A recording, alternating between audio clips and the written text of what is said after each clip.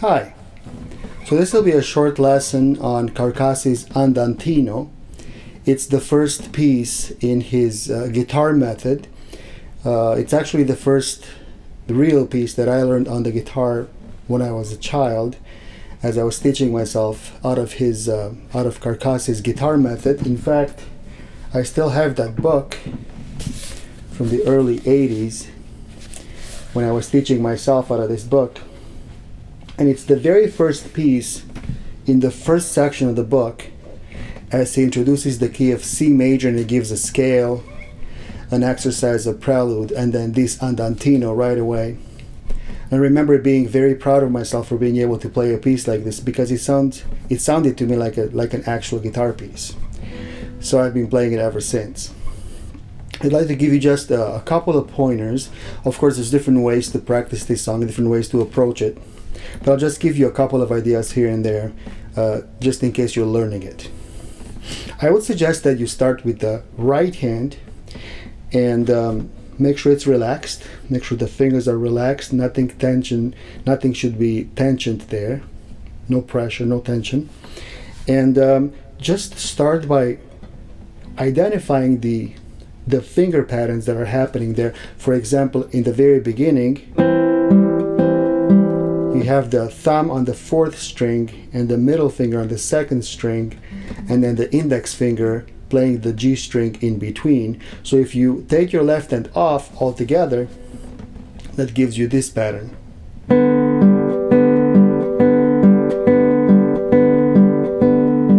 And actually, I would not even play that index finger, the G note, at first. I would just play the thumb and the outer finger, skipping the index.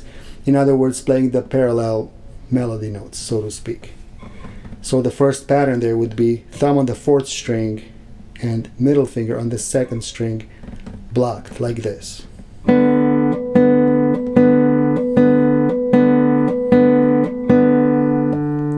The next one you can practice is thumb on the 4th string, ring on the 1st string, blocked together again.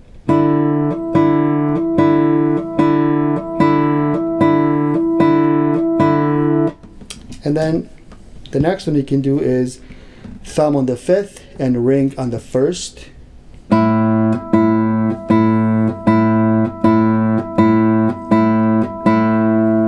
A different combination there is thumb on the 6th and middle finger on the 2nd, like so.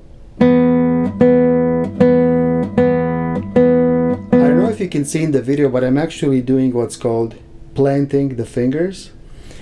And that means that instead of just playing, just fishing for the notes, hoping to hit the right string, I'm actually taking about half a second before to plant my fingers on the strings and then play them. So I don't know if you can see that from the video, but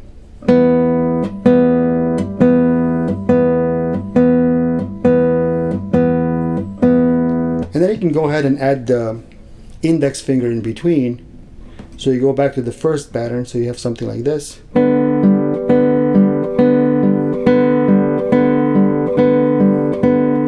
Now you want to make sure that that index finger, that G note, that you don't play it louder or even as loud as the other notes.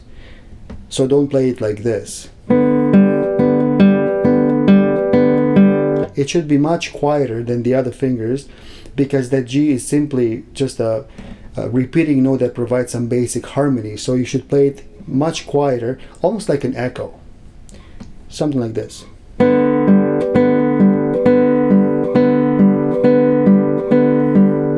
Here's another pattern.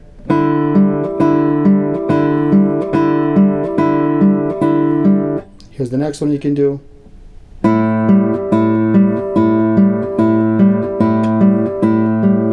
And 6th with 2nd.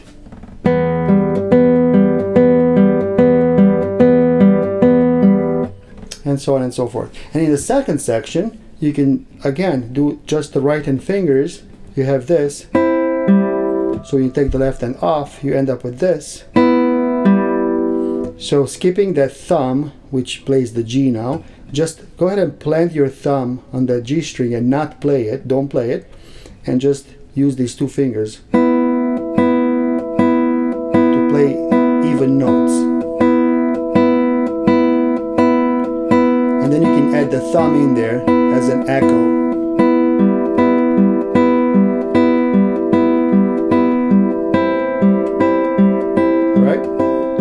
And once you do that for a while, you can go back and add some smaller sections of the piece with the left hand fingers in there, like so. And again, I'm playing the G much quieter than the other fingers, because you want to emphasize this.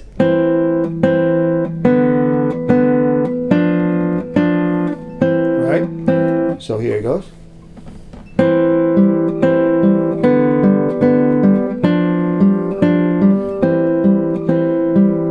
And you can play that again.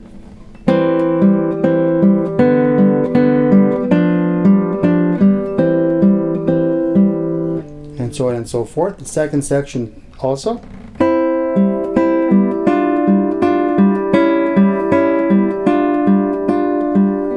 Okay. Now a few words about certain notes that you might hear ringing too long.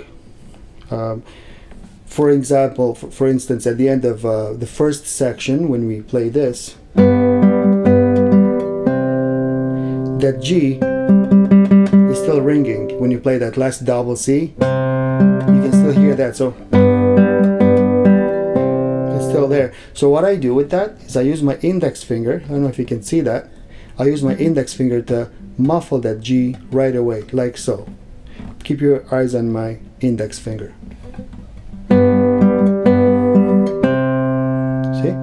As soon as I play the double C, I place my index finger on that G and stop the sound. A more obvious place for that is in the second section, when you go from this D7 chord to the G. Now keep your eyes on my thumb.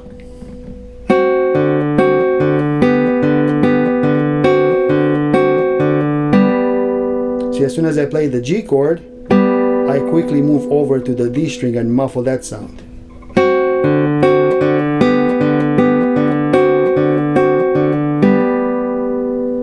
Okay?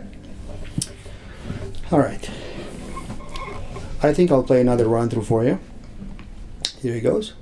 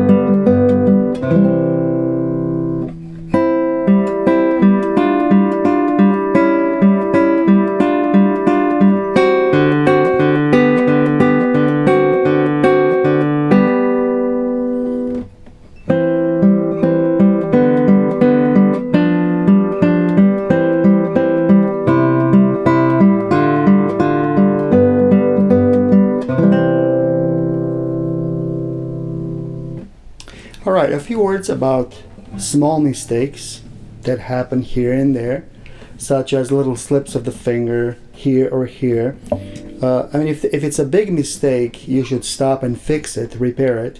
But if it's a small mistake when you practice, of course when you record for a CD or for a recording like that, you want to stop and fix it. But when you're practicing, you don't want to stop for every little buzz, for every little mistake, so that you cover a lot of material that way. Anyways, that's what I do. So that's about it for today's lesson.